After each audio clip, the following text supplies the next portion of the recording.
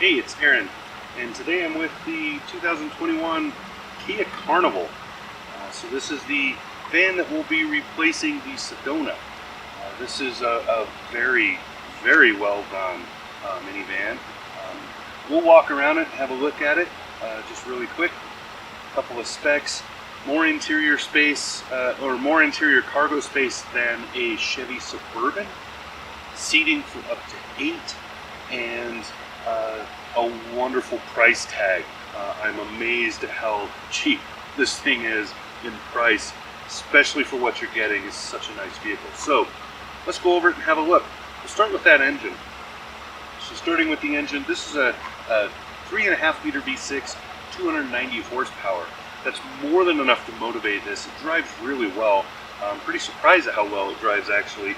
And then you have some other added things you can see here. It has a fairly low overhang on the front, makes it really easy to maneuver. And then if you look at the back, you can see there's a fairly small overhang in the back as well. Also makes it easy to maneuver. So keep an eye on that as we walk around it and just look at those dimensions, look at that wheelbase, which is very long, and just get an idea of how well balanced this is and how well it drives. So fuel economy is important to people to buy these. So let's go right to that. 26 miles a gallon is the highway rating for this, and I was able to beat that by about half. So 26.5 was my average, give or take, and that's really good because I'm at very high altitude here. Now, my family owns a Kia Sedona, so we own what's now the outgoing minivan in its current generation, and very much like that van. It's a very good vehicle. So to see this be way better is a big leap forward. That's a great thing. So let's go through some of the features, have a look at what's going on with this, and talk about the styling. First thing to notice on this foggy morning is the style on the front end. This grille is completely different from what you'll see on other Kias right now. This is where Kia's going forward. You see the new Kia logo. I'm not a huge fan of this. It looks better in person than it does on camera, but even then, it still just makes me think of like it's like a distorted 9 Inch Nails logo or something, because I'm old. But you can see just the general styling here, the nice lines on the hood, and the LED lighting, which is nicely integrated and broken up, which is unusual. Usually you have one big piece for a light. This has several lights in a kind of a broken up fashion. Makes it look really cool. Also, I like how short the hood is and how flat the front is. Gives it kind of a crossover look, which is something that the Sedona has had since it began. So let's go around and look at the side profile, and then we'll talk about the interior. So seeing the van from its side, you can see it's again very crossover-like. The only giveaway is that cut opening on the back for the door to slide. Otherwise, it's very crossover. So you can see how fast it cuts off in the front. You can see how it's flat in the back, like an SUV would be, and a flat roof line with those roof rails up there. Very nice design overall. I'll walk into the picture and give you some perspective on how big or small you think it is. It's fairly tall, but not too tall. I can still reach the roof rack at 6'3". Somebody a little shorter than me would have more effort, more work cut out for them to do that. But this is not a functioning roof rack, but you can get one. So just looking at the lines, you can see the hood line here. It's a clamshell style hood, and then it starts a line that runs across in a little double. It's not quite 2 fingers wide. Runs all the way across above the door handles and back, which helps to mask this, which is this cutout for the slider for this rear door. And then look at the wheels. They're part of this packaging for this one. We'll get them in Ronia a little bit later. And just look at the overall design. Now, one of the favorite things about this is right here. You see this beautiful piece of chrome work? It's just really awesome. It's a cool texture with that kind of, it catches a lot of light, and it pulls the eyes away from the size of that rear door. So it moves your eyes over there so you don't notice so much how big this door is, which is why this looks SUV instead of van. It's one of the things that helps with that. Now, standard across the board on this van are things like these electric sliding doors. So they're automated like that. You can open and close them several ways. You can open them with the key fob, so there's a button for each of the side doors on there. You can also open it by pulling the handle like I just did, and then from the inside you can pull the handle to close it or open it, or you can push this button that's right in here on the sidewall. So either way, there you go. Now this is the 8-seat configuration, so there is a middle seat in here.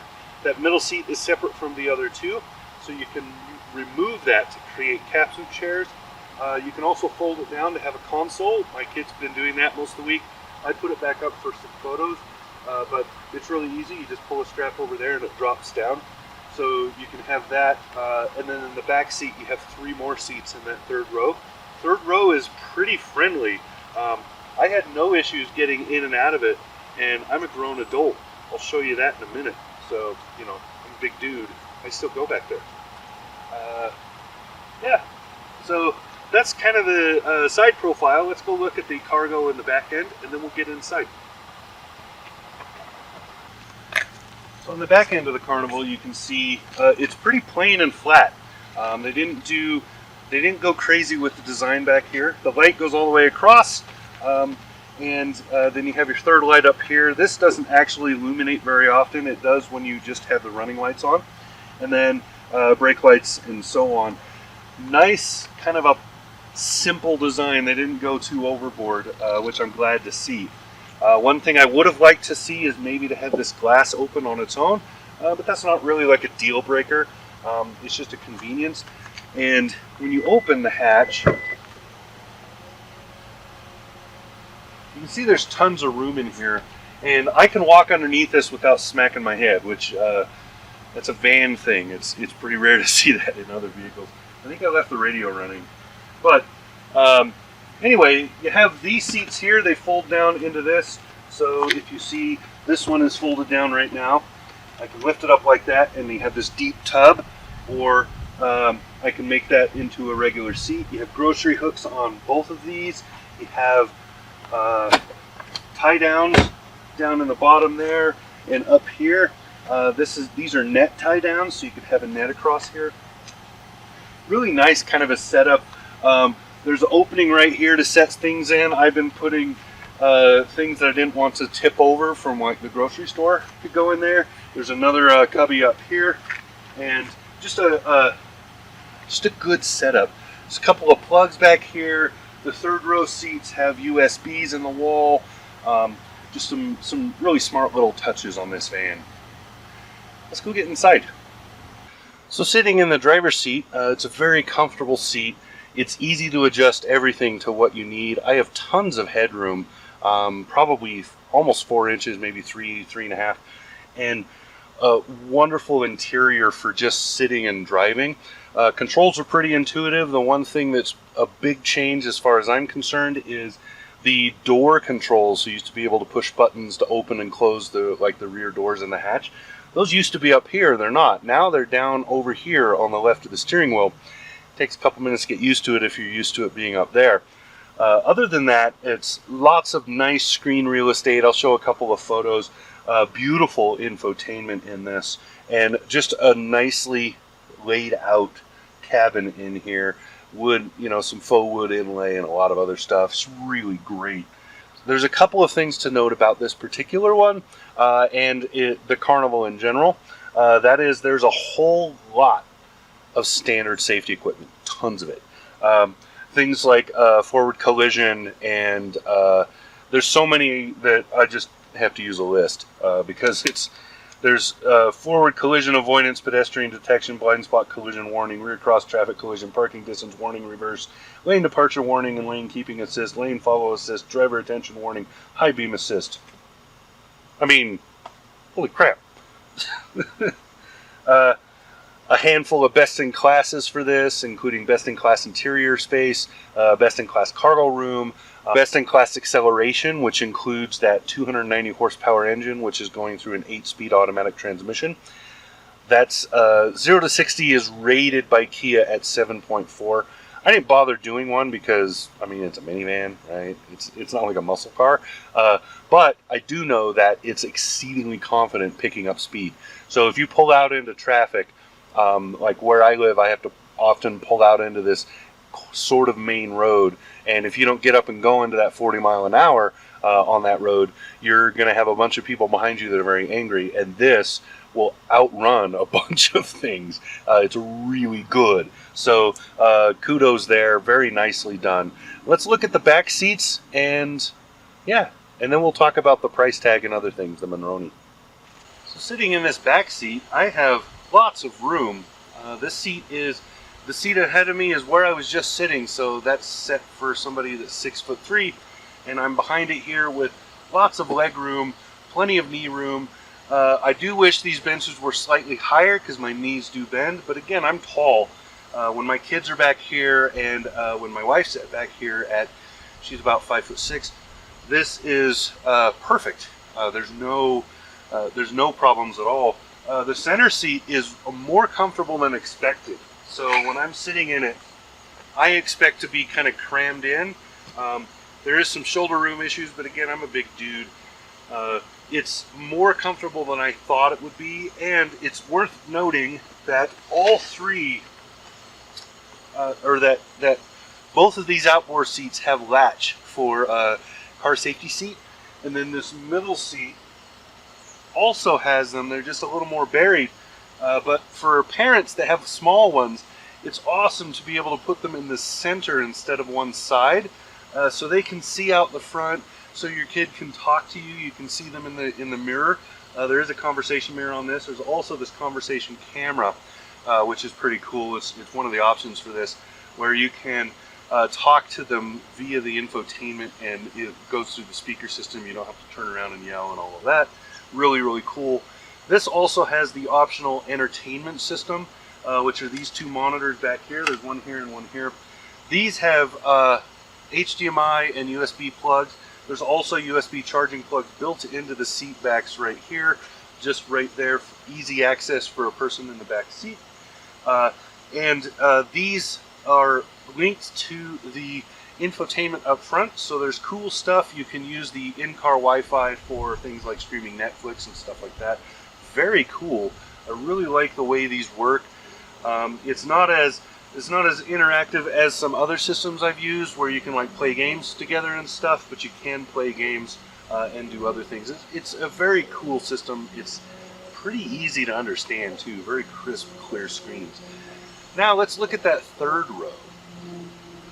So the easiest way to access the third row is to pop this seat down and fold it forward. Now you see that gives you your access space. Now to get in, you just climb through like so and have a sit down. Now I don't have the headrest up, so it is hitting me in the back, but other than that, if I move that and I sit, this is actually a pretty comfortable third row. Now again, the seats are a little bit low. I have long legs. If I pull this seat back, I'm still going to have leg room, because you can see this one, this middle part was even with that, and I still have about 3 inches, 2.5, 3 inches there. And I have easy access. I have a couple of drink holders. I have places to put things. You can sit 3 in this row, but I wouldn't do that unless they're kids. It is much more cramped than that second row up there. But wonderful setup. I got a USB in the wall. I've got, just nice things and easy access to a bunch of stuff. So to get back out, it's the same procedure, just reverse. There's sort of a grab right here, so you can grab onto this and you can just scoot forward and climb out. Pretty cool. So there's the Kia Carnival. Let's look at the paperwork. Here's the Monroney, aka window sticker.